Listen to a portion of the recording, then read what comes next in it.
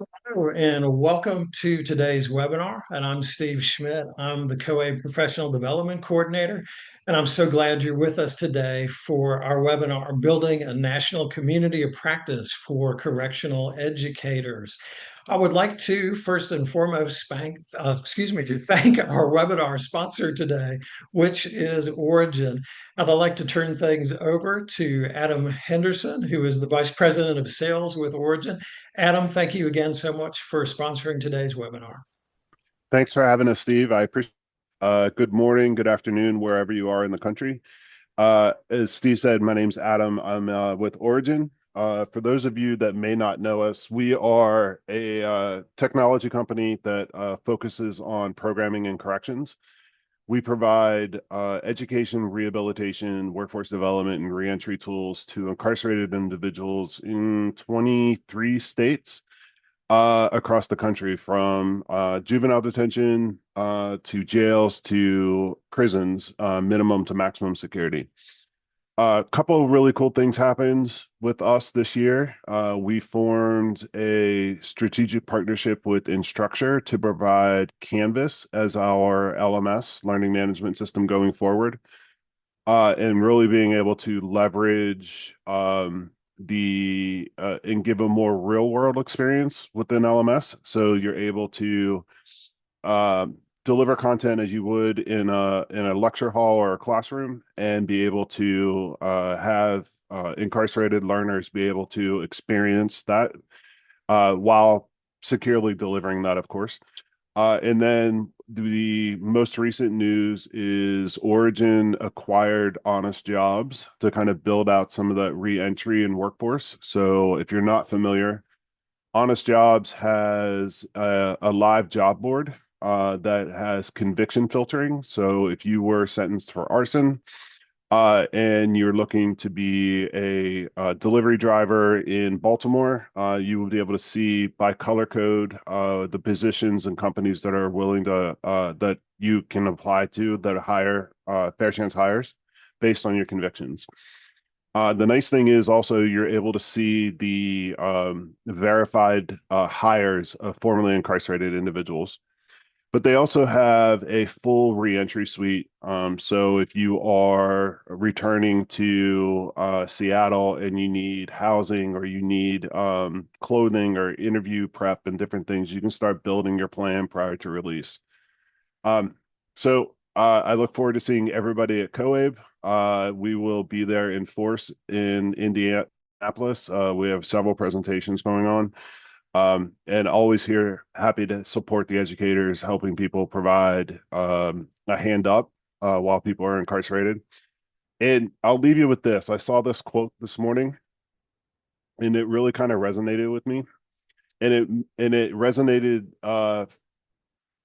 more so for me for our students that you all work with. Quote, "You will never feel ready, because ready isn't a feeling, it's a decision." That really struck me this morning. So thank you for having me here, and always glad to support. Steve. Well, thanks so much, Adam. Loved that quote. That is awesome. Love it. So, a few housekeeping details before I introduce our panelists for today. And thank you for everyone who's introduced yourself in the chat. And if you haven't done so yet, please take a minute and do that. Thank you. If you do have any comments, of course, put those in the chat. We would ask that if you have any questions for any of our presenters, that you put those in the Q&A, and we will certainly get to those questions before the end of our session today. Everyone who attends today will receive a certificate, and the webinar recording link will be available 24 hours after the end of today's webinar, and any other resources would be available after 48 hours on COABE's website. So thank you all so much for attending today for today's exciting session. And I would love to introduce our presenters for today's webinar. And first of which is Danielle Cox, who is the Director of Education for the Maryland Department of Public Safety and Correctional Services. We also have with us today Jamie Trujillo, who is the Executive Director of the New Mexico Adult Education Association. And we also have today Ricardo Chavez, who is the Director of Adult Basic Education at Coyote Ridge Correction Center and the Washington State Penitentiary for Walla Walla Community College. So, without further ado, I will turn things over to Danielle, who'll be leading the first part of today's webinar. Thank you again, Danielle, for presenting today. Absolutely. Thank you, Steve. Let me just start sharing my screen.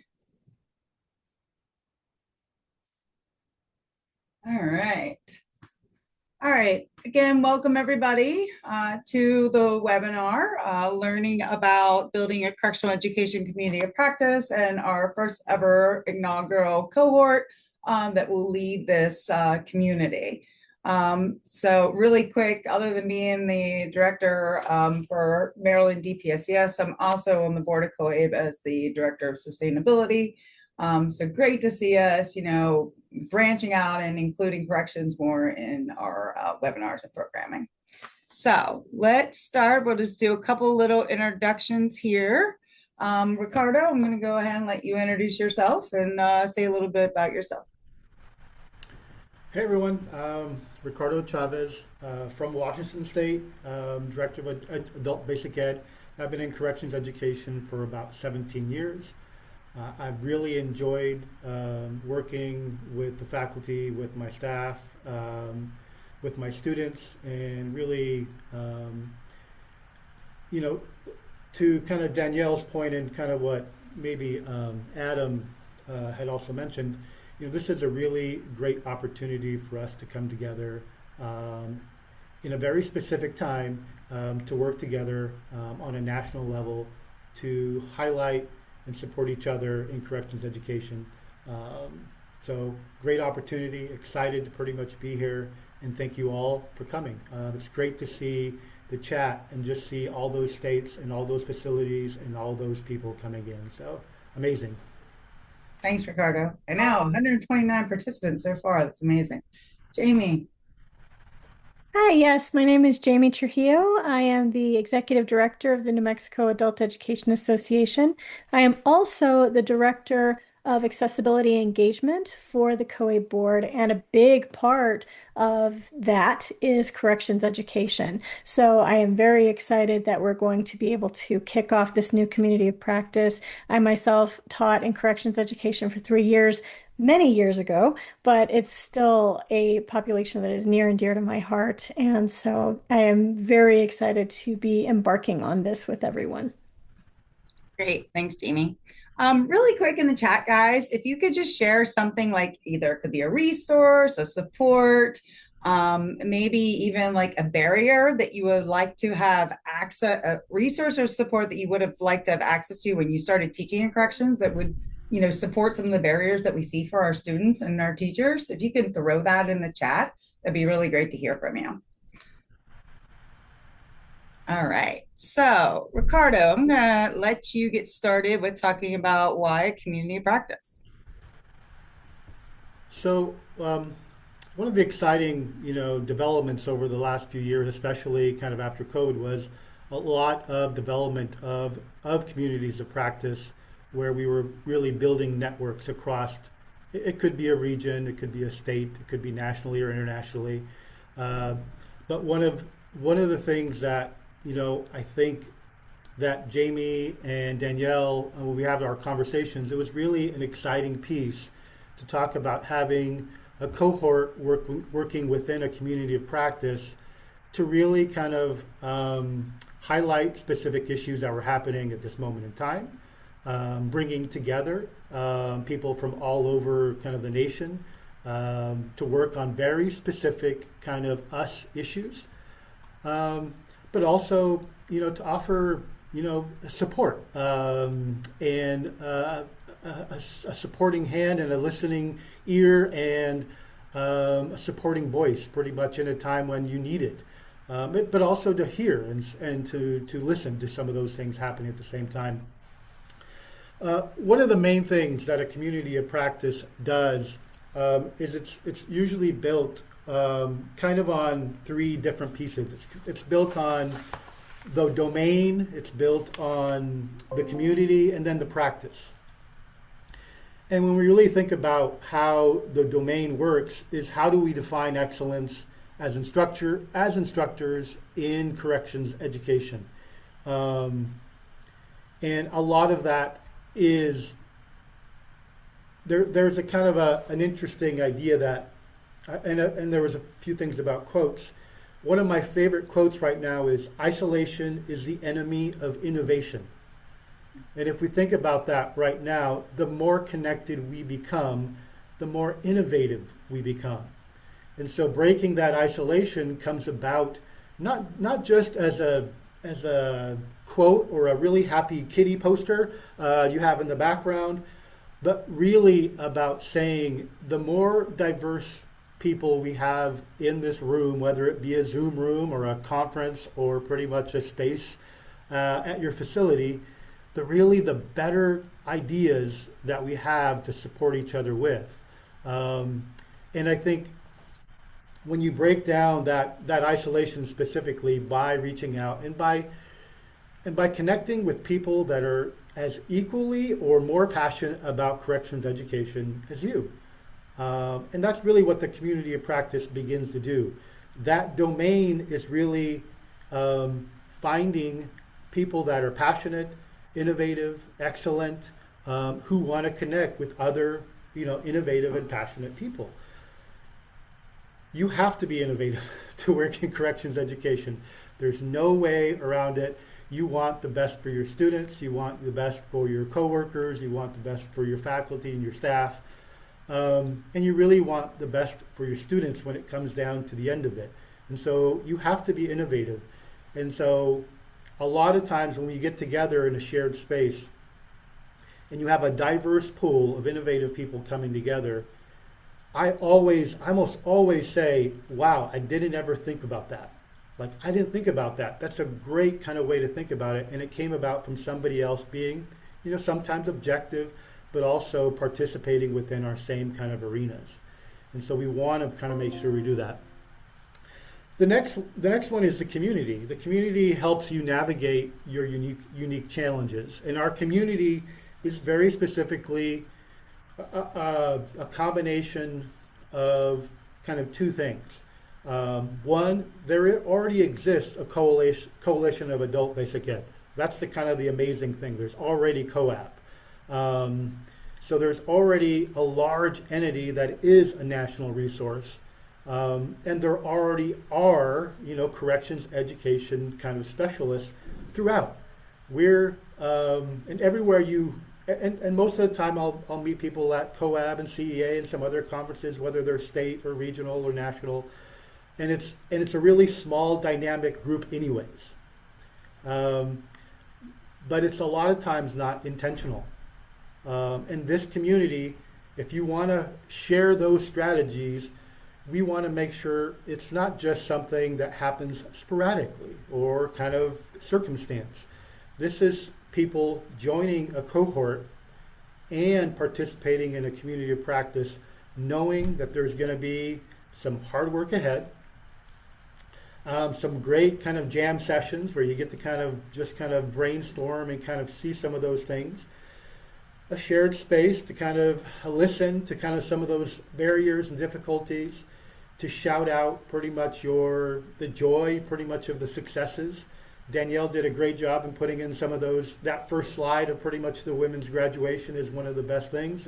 Every time it comes out, what's your favorite time of the year? It's graduation. Those graduations only happen because we've navigated those challenges, though.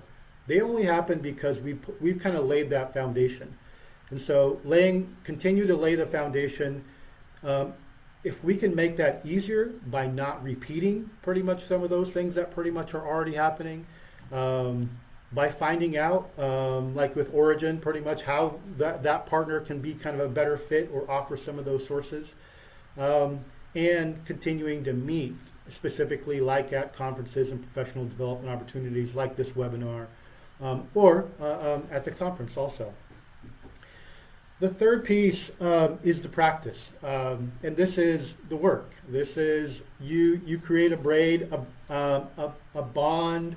You create a I always think about, braiding my daughter's hair when she was young and she'd allow me to do it.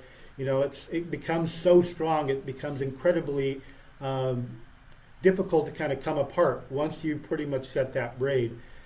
If you link pretty much people that have been doing it for 15, 20 years with the people kind of in the middle and kind of those kind of new kind of instructors, with national leaders, with people that are doing the work, the research, the funding, the advocacy work by their state, by their region, pretty much nationally and federally, that becomes kind of how and what you need to do.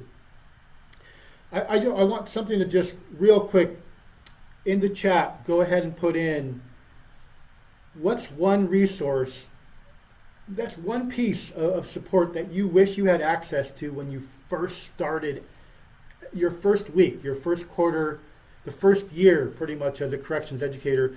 What's the one thing that you look back and said, I wish I would have had that then?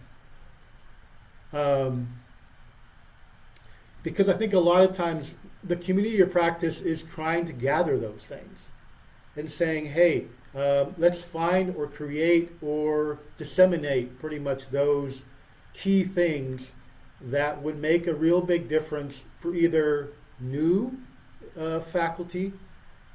This is a tough one, to help strategies that help those ones that are having kind of the middle area ground, that are having that hard time with whatever specific issue they're having. And sometimes it's just, that you need some motivation. And then the veterans, pretty much the ones that have been doing a lot, some new kind of ways of doing kind of old tasks that might be a better fit, pretty much as we try to emphasize especially digital literacy and technology and reentry kind of into our place. Thanks, Ricardo. If you want to just quickly run down the core pillars of the community of practice, and really quick, just as a side note for all the pictures, they are all pictures from either Maryland Correctional Education program graduations, events, and that sort of thing, or from Washington State, from Ricardo's programs. Yeah, and I tried to grab a few from all over Washington State, so not just from Walla Walla Community College, from the state, but it's a lot of times, if you go to instructors' classrooms, just as a quick side note, there is one of these kind of pictures always there. This is kind of what gets you over those rough days. The other thing about, the community of practice is, this is part of it, is you'll need some days where you just need to talk to somebody. And it really helps to find somebody who knows and has the context. So you don't have to explain everything in the background, but really you can just connect with another corrections educator and kind of share pretty much what's going on. And they'll usually just listen, or they'll offer a little bit of advice. And that's kind of what part of the community of practice does. Thanks for putting all those comments in the chat. Those are all, so far, I've seen some really good and amazing pretty much examples. Yeah, and I think Kathleen and Harriet, I appreciate those. I think a lot of times it's how things work at the institution and how things work at your educational institution, and how to make sure those things are happening together at the same time. I'm going to go over the core pillars of our COP just because I think it's good to kind of lay the foundation. If you think about you want to build something up, it's difficult to do that if you haven't really laid a really good foundation. One of the things that we talk about a lot, and it's trying to say our students are adults. We're adult basic ed kind of instructors. And even though they might be young or kind of middle-aged or kind of older, we consider them adults, and we really want to highlight andragogical kind of learning strategies that really focus on the constraints of our work, but also to show off the collective brilliance of what our students, other faculty members are doing, and then being able to kind of share those out. I think there's no better advocacy than showing off the barriers and how those barriers were overcome and the success stories that come about through that.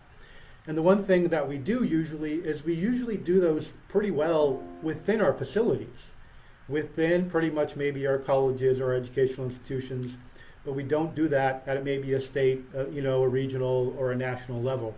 And I think being able to share some of those learning strategies kind of is a big deal.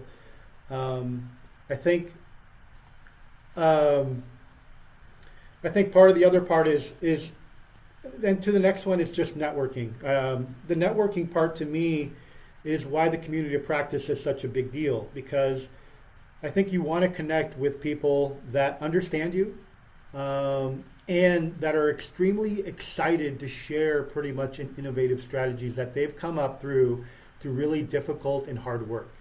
So you're not only saying thank you for pretty much the strategy and the connection, but you're really saying thank you for working so hard. Thank you for doing this job. This is an extremely difficult job.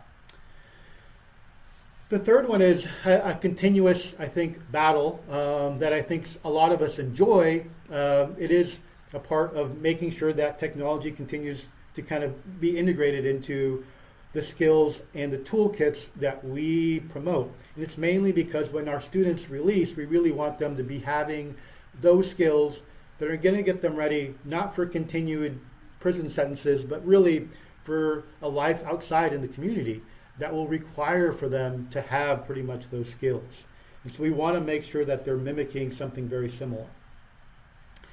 The other one is collaborative problem solving. I think a lot of times we don't need to not just identify the problems, but we really want to offer tools, specific, tangible tools that allow us pretty much to support our students and serve them. Part of it is having some of those lesson plans, having a repository and sharing pretty much those pieces. And the other one at the end of the day is really just what we talked about is the barriers and the successes. It's not a complaint session. It's really about saying, hey, this is something that's going on that I really need help with.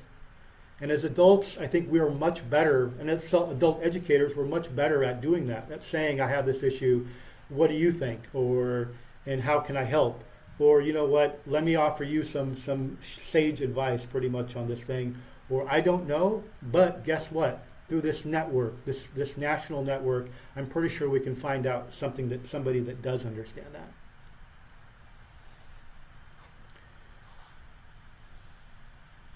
All right. We're going to talk a little bit about how the difference between what the actual cohort is going to be compared to the larger national community of practice. But we want to first, before we get into that, kind of talk about how we're going to focus this community of practice. And it's really going to focus on the instructor. So we talked a lot about that peer networking, right? But on a national level, the majority of us, other than if you're able to go to a COABE conference, like do not get to network very often with our peers in corrections across the nation. It's mostly with the people in our state or in our facility or very local to us. So this is able to bring everybody together on a larger scale to be able to network to support us with some of those resource sharing opportunities, and also to look at some of the barriers that maybe we might not have been able to figure out in our state, but somebody else would have. So we'll share a little bit more about what that's going to look like here. So I touched on the peer networking, the enable resource sharing, but also the supporting mental health. I think one of the big things that came out of especially COVID was the mental health of our adult learners in our correctional facilities and our teachers who are teaching those adult learners in our correctional facilities, right? Not everybody had the opportunity to telework. Many people, if you were a teacher, you had to actually physically go in during a pandemic when things were very crazy and you didn't know what was going on. And what I found is we did a big survey through COABE here about 2 years ago. What we saw was mental health supports were not there for correctional educators, not just during that time, but period, to really look at some of those stressors that come out of actually teaching in a correctional facility. So being able to support that and those type of things too is a big kind of thing that we want to do with this community of practice. And when we say about focusing on the instructor, so those people that were chosen for the cohort, and then that larger community, the cohort will specifically be adult educators, correctional educators within the facility, behind the fence, actually on the ground, boots on the ground. Now that larger community of practice is anybody connected, to correctional education.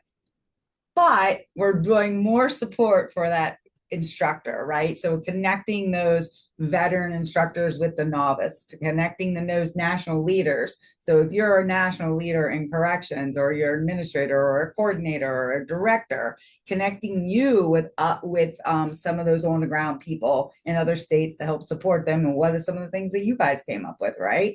So they could take it back to their leadership, right? So like things like that. But the real focus is on you guys. It is the people on the ground doing the everything daily, every day, and making sure that we're putting that main emphasis on what you are doing.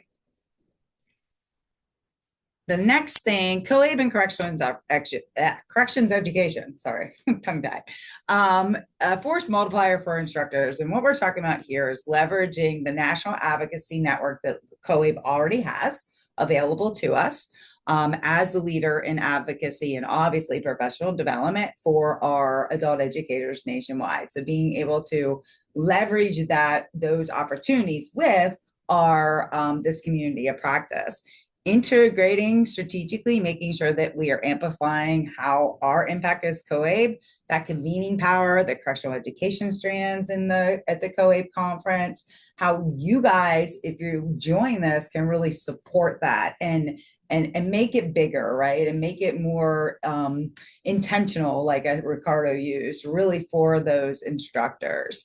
Yeah, and then also tangible benefits. Like the one big thing we want to pull out of this is that cohort, that main cohort that will be there for that year. We want them to be able to come up with some sort of tangible tools, something that we can be able to give out to correctional educators that they can have in their hands that will help support them in the classroom with multiple different things. And that cohort, which we'll get into talking about here in a second, how that will really work. And since it's the inaugural, it's going to be probably some little, tough touch and go, like little things. And really, you guys will be kind of steering the ship with us and helping us to create that very first cohort. So it's really kind of awesome, to be able to be part of this on that, ground level. And then, Jamie, do you want to talk a little bit about the partnership? Yes. So, as Danielle was saying, COABE is this tool, if you will, to help make sure that not just the cohort is connected, but the whole community of practice is connected. And so, even though we have, and you can see on this chart here, we have these different areas where we want the cohort to engage in meetings, mostly going to be virtual, some hybrid, jam sessions, if you will. But COABE will be able to provide the setting, sometimes the meetup space, and definitely the virtual platform for us to be able to have those meetups. We also are going to be able to have resources available for the entire community of practice. And that's something that the cohort can help formulate. What kind of resources? One thing that I've been seeing in the chat this whole time is that there are so many people that are saying, I wish I had one resource or another. And so being able to create a repository for all of those resources is something that COABE can do, as well as add in those national best practices and research that already exist. Danielle was part of a community of practice for many years with COABE, and so we have some resources already, and we have some that we're, of course, going to develop, and we will be able to provide that to everyone because of that partnership with COABE. And of course, the advocacy piece is huge. For those of you that have been involved with COABE kind of on any level, you know that COABE is a huge advocacy force for adult education in the country. And so we don't want to leave out the corrections population at all, whether it's practitioners or students, in those efforts. And so we can utilize that partnership with COABE to ensure that we have that federal and state legislative support for our corrections practitioners and our students. And just as a little bit of an aside note there, I am very involved with the student advocacy piece for COABE. And it's something that I really love being involved in. And one thing that I am working on as part of my role on the board is to really amplify the correction student voice when it comes to student advocacy. So that's something that Erin Vabornik and I are going to be working on, is having more resources for students that are, justice involved, who want to be involved in, or they may not know it now, but they will want to be involved in advocacy. So this and so many different ways, we will utilize that partnership with COABE to make sure that this cohort and the entire community of practice really is huge and is nationwide. Okay, so we're going to kind of walk you through like the implementation kind of roadmap for this. So we've been talking a lot about the cohort versus the larger community of practice. So the cohort is going to consist of 15 to 20 members that will serve for a year, that we will meet monthly. There'll be other things that they will do then also. Like I said, you guys are going to be, really driving the truck here with us and helping us with it. But the whole kind of purpose of that cohort is to look at people we can choose on a national scale from all different regions who will then be connected to the larger community of practice people in their region, right? So whoever signs up to join the cohort, if you don't get in the cohort, that's fine. You can still be part of the community of practice. You'll still get all the benefits of that too, just not having to go to all the other meetings. But you will meet with those cohort members to help support you with all of these things we've been talking about, with the whole peer networking, with resource sharing, with barriers, with success, with all that kind of stuff. So your cohort person that you're connected to from your region will be kind of your guide for this community of practice. They will connect you to other people in the nation who might be having the same concerns or problems, or they fix something that you need fixed, right? So they're going to kind of be like your guiding source for this community of practice as we move along with it. But the roadmap, what we look at is for this cohort to really do, which is in our month 1 and 2, which is like phase 1. And we'll get to kind of timeline here in a second.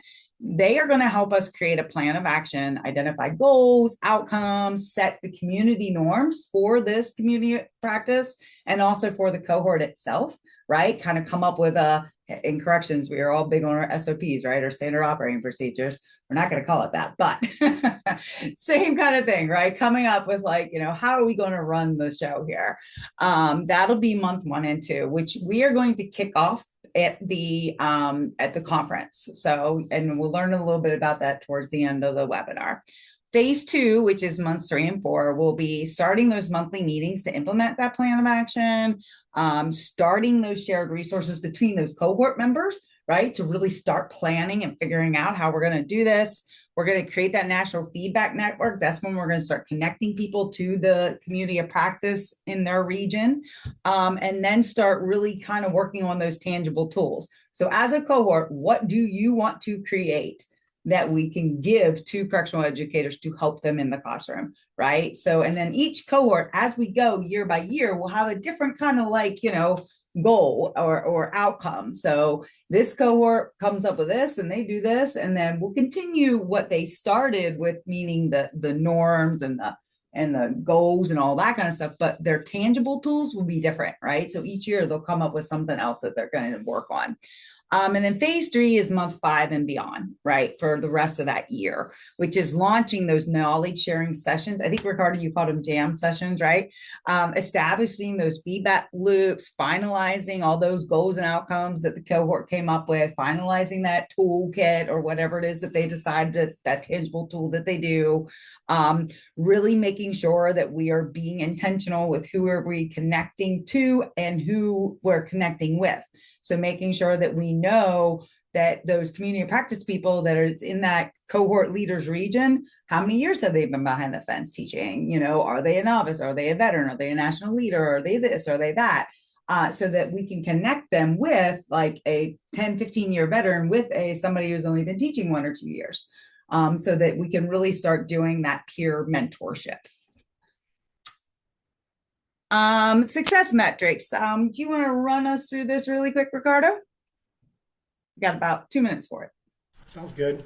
So I think in any community of practice, the areas to really look at for success are how engaged pretty much the members are, how they feel pretty much the feedback they're giving and receiving is being pretty much taken, what kind of impact they're having pretty much on, really themselves locally, but also kind of their kind of representatives kind of throughout pretty much their state pretty much or the nation.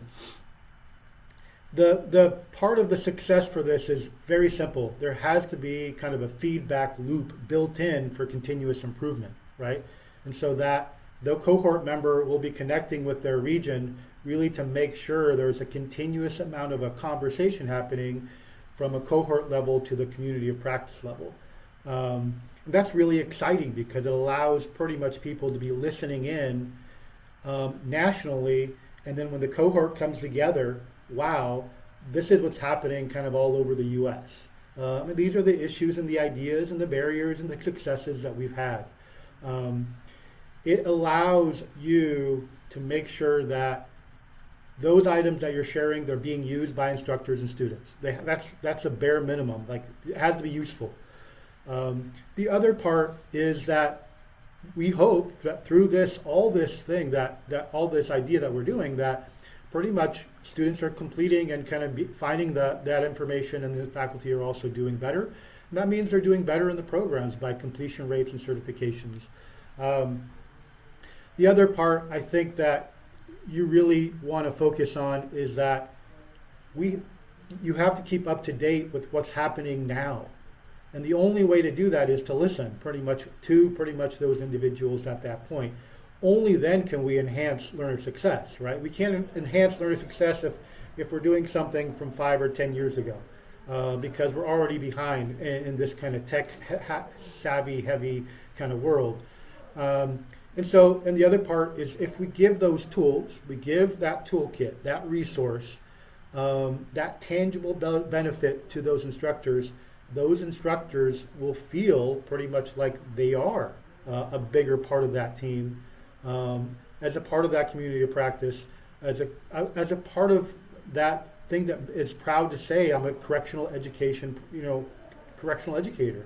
and I'm doing an amazing reason because of these tools, these resources, this friendship, this bond that we've created pretty much, and also that network does not only allows for pretty much growth, right? And so that we're not minimizing any of those negative things. So just kind of continue to pretty much have that feedback, get better as we go, and support our students and our faculty and our coworkers pretty much. Thanks, Ricardo. All right, let's get into the nitty gritty application. Jamie, I know you were going to put in the links to the application. Yes. And then also to the community of practice stuff. So if you're interested in the actual cohort, after you learn about it, the application will take, and it's really, you're going to see it's very easy, by the way. It's not like going to take you 10 hours to complete. It's like 3 or 4 questions, very basic.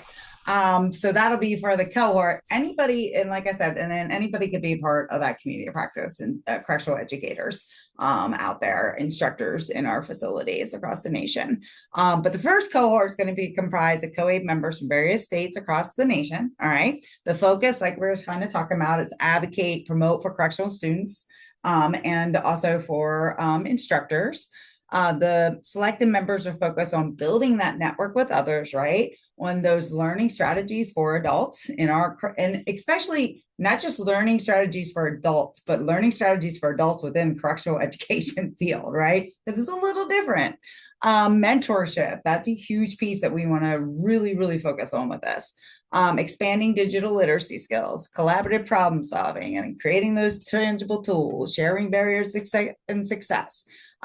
You'll be expected to attend meetings and participate in important sessions with that general community of practice members. And that first cohort, when we meet for the first time, that is when we'll discuss those dates and times.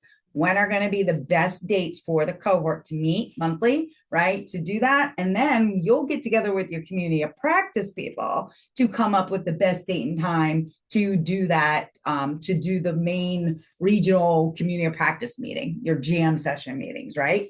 Then, as a cohort member, if you have a teacher or somebody out there that's in the community of practice that says, hey, can we just meet to go over? Because I got some questions, I got some ideas, I got this. That cohort member can always reach out one-to-one, help provide support and that sort of thing also, right? So we want to make sure you understand what you're getting into by doing the cohort. So it's the monthly meetings with us, and just that core 15 to 20 people cohort. Then you have those jam sessions at least once a month with your regional community of practice. And then if needed, as needed, there might be some other connections going on, like individually or small groups, that sort of thing. So just as a FYI. Now, the submission due date for the applications is going to be March 18th. We will let the people who were chosen for the cohort know by the following week. So the week of the 23rd, right, Jimmy? So that following week, we'll let you know who was chosen. And the reason for that is because we want to make sure that you're coming to COABE because our first inaugural meeting will be at COABE. If you're chosen for the cohort, you're already done, paid for, signed up, and all that great stuff. Wonderful, great. Those of you who aren't planning to come because maybe there's some sort of restrictions for funding, or you just don't have the funds within your agency to do it, right? We can, and COABE will be able to provide some support for that travel and accommodations assistance and registration and stuff. So once we get that core cohort, we'll be reaching out to you to find out who's already coming, that sort of thing, and then figuring out whoever may need financial assistance to be able to get there. If you are not allowed, hey, we all work in corrections, and I know sometimes it is just a straight no, whether they have money or not, right? So if that happens, we are going to stream it, right, virtually too. So we're going to all meet in person at COABE, those who can get there, and then those who can't, we will be live streaming it through Zoom to the rest of you during that time period so that everybody can still meet together and introduce ourselves and all that good stuff, all right? All right, application requirements and next steps. So literally this is it. These are the 3 questions. So it is basically, and it's helping us to be able to understand what your expertise is, your availability to contribute, that sort of thing, and your interest in it. So number 1 is going to ask you just to describe your related correctional education instructional work experience. And we say instructional because remember, we're looking for instructors, people, practitioners who are actually boots on the ground. Describe your interest in becoming a cohort member and what tangible goals would you like the group to focus on. And then 3 is, are you able to commit to attending the monthly meetings, networking, mentorship, jam sessions? So that's literally going to be it, except for like your personal information, like your name and COABE membership number and state you're in, what, all that good stuff. Because obviously we need to know your region so we can pick people per region. So other than the main core stuff and contact information, this is it. We do ask that you do put a resume, send us a resume if possible, so that we can take a look at that too, to get to know you. Like I said, we're going to do 15 to 20 core cohort members for this first year. Will be chosen, but all instructors interested in the community of practice will also be supported through that larger community of practice, right? And like I said, we had now we have even more people, 137 people on, so that is amazing. So you guys who aren't chosen for that 15 to 20 can still get signed up for that larger community of practice. And then if you apply for the cohort but don't get it, please still be part of the community of practice. Year 1 cohort members will be contacted, like I said, the week of the 23rd, and information about attending COABE Indianapolis conference will be provided to the cohort members when we send out that that you've been selected. And then of course, when you come back and accept the selection, we will send that information out to you then. So. All right, so before we get to any Q&A stuff, Steve, really quick, please apply. We are super excited about doing this. We're super excited about having, Origins partnership and all the other partnerships that we have with different vendors that do things in this field. And, we really, really want to be able to give more to our membership, especially in this field. So please, please apply for the inaugural cohort. And then, like I said, we're going to choose people to represent a variety of regions throughout the nation. If you have any questions at all, there's some contact information there. You can always contact to the coabe.info@coabe.org if you are need any other questions answered also. And I think that is, yep. All right, so I'm going to stop sharing and then we can get to some of the Q&A stuff. We did have several questions, and we can still take some in the Q&A. So several, or there was the anonymous asked, curious as to how these initiatives that you're proposing will be different from the Corrections Education Association. And a follow-up to that was, what benefits would this be versus being an active participant in CEA? So I put that in my answer in the chat, Steve, too, so others can see that. But I think one of the things when we look about the CEA is a very broad kind of, any corrections education that's happening pretty much is CEA. This one is very specifically about adult basic ed students within corrections education. And so we're attaching ourselves in a nice symbiotic manner pretty much to COABE because they're already doing that work. And if you've ever been to a COABE conference or received pretty much those webinars, they continuously are pretty much the national leader in advocating for continued improvement pretty much for adult basic ed students and faculty.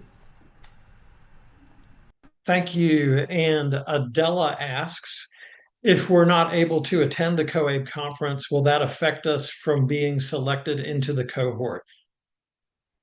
Absolutely not. Like I said, we will be doing it virtually at the same time. So you'll still be in the room with us. So if you can't come to the conference, that is not a problem.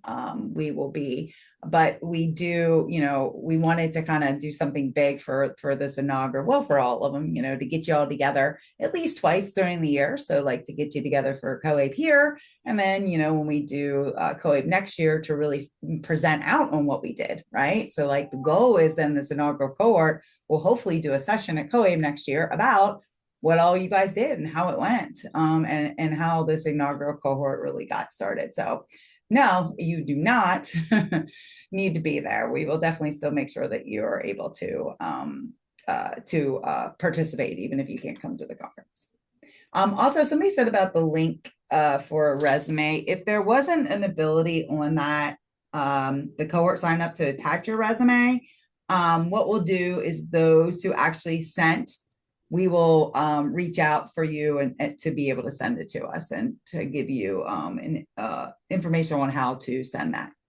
Can I just add there, I just reached out to Lindsay to ask her to add that to the form. That was something we didn't catch. I apologize, everyone. So that will be added very quickly. Lindsay is super responsive. So as Danielle said, if you do submit it without a resume, we will reach out to you to get you to send us your resume. And if you submit this a little bit later, there will be a question that allows you to upload a resume. Thanks, Jamie. Appreciate it. Mm-hmm.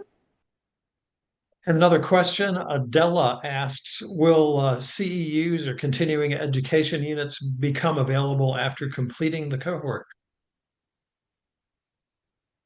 Can you repeat that really quick, Steve? Adela asks, will continuing education units become available after completing the cohort? It depends on what CEUs you're talking about. Like if we're talking about CEUs that pay, like college credit CEUs that like K through 12 teachers have to submit in order for certification, that sort of thing.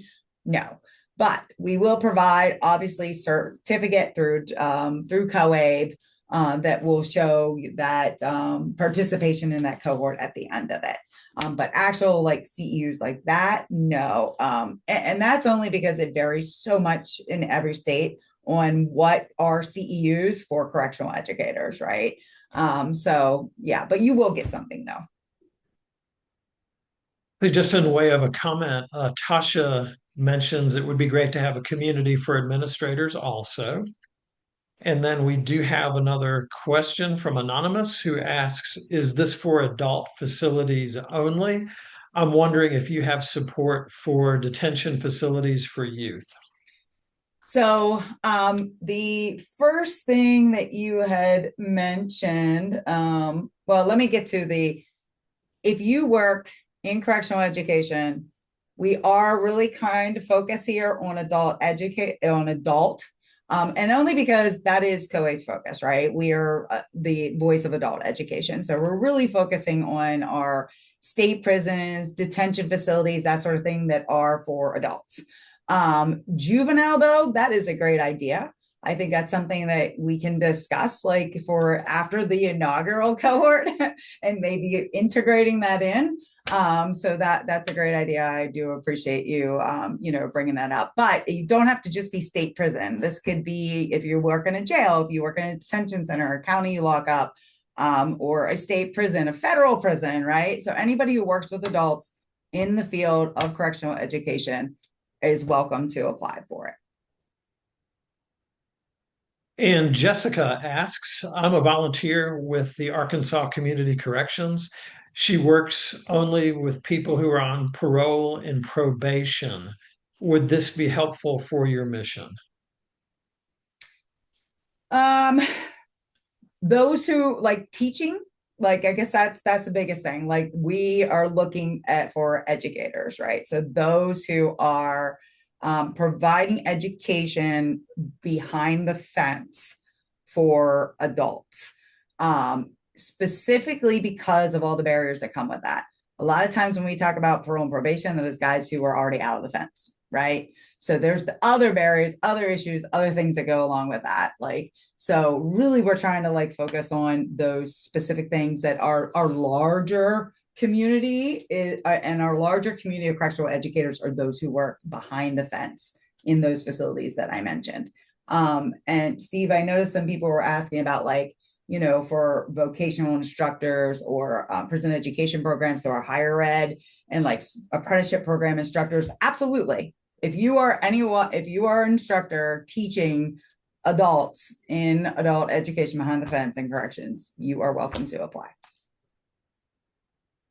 Let's see, Anonymous asks, will the cohort only include people who are at today's webinar, or can I forward the application to a coworker? You may forward. Absolutely. Absolutely. And I think you had said something about the administrators and coordinators and that type of thing. And just as, COABE has a very strong partnership with CEA, with the Correctional Education Association. One of the reasons why we really wanted to focus on the instructor is because of our focus on the adult learner, right? So yes, though a cohort for administrators and coordinators would be great, but CEA does provide a lot of that stuff to our directors of our national correctional education directors, through the Council of the National Education, the Council for National Correctional Education Directors. There's also an entire forum that's devoted to like really focusing on the administrator and stuff. So we really wanted to kind of just really focus on those on the ground teachers because they don't get enough. They don't get their own cohorts. They don't get their own communities of practice. I think we focus a lot on our administrators, and we wanted to really focus on those teachers. I think Roxanne is following up to what you mentioned a minute ago. She said, for example, volunteer teachers in corrections within the facilities behind the walls can apply. Her question clarifying whether I understood correctly that volunteer teachers in corrections within the facilities behind the fence can apply. Absolutely. Okay. And she further clarifies this is a small private county regional correctional facility contracted by the state. Absolutely. All right. Roxanne is into the details, and that's good. We had Harriet asked a question, which I think is just a good one for the general audience that's here today about dealing with quarantine challenges, and that since that's not specific to our webinar, anyone that's on the chat could answer that and talk about what they're doing with quarantine challenges. And thank you, No, Adam did for follow your up about the tool for technology can be a great tool for quarantine issues. One of the things that we use is the tablets and stuff to be able to provide education if we are locked down, right? Or if the students are in the housing units and unable to get to school. So great point there, Adam. Thanks for bringing that up. Do you want to add anything else on behalf of Origin? And we thank you again for sponsoring our webinar today. No, if there were there were some really great questions. I enjoyed this. I look forward to this, and always glad to partner with COABE. Yeah, you guys do amazing work. And if there are questions about technology, feel free to reach out to me. Happy to answer any questions. Thank you for all that everyone does. So you do, the phrase that comes to mind, you do God's work. So I appreciate that. And Adam, maybe you could put your contact information in the chat if you have not done so already, just in case anyone wants to follow up with you. Danielle, Jamie, Ricardo, anything else that you would like to add? I am putting my contact information here just in case they missed it on the. I know, Steve, you said we were going to send this out to everybody who was on the, right? They'll get a copy of this, right? Yeah, but I know folks would probably appreciate it the soonest. Thank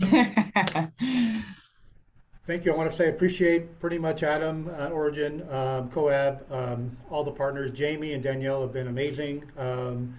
It's great to kind of see that kind of interest in pretty much, the hardest working teachers on the planet, I think. And so, big shout out to everybody in Washington. I saw a lot of people pretty much in there. Love you all.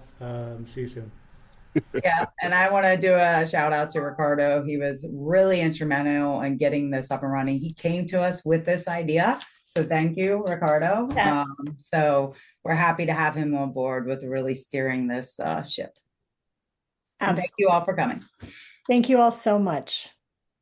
Thank us again to Origin and Adam, and we thank our presenters, Danielle and Jamie and Ricardo. And thank you everyone so much for being here. And we look forward to seeing you again very soon on a future COABE webinar. I hope everyone has a wonderful rest of your day.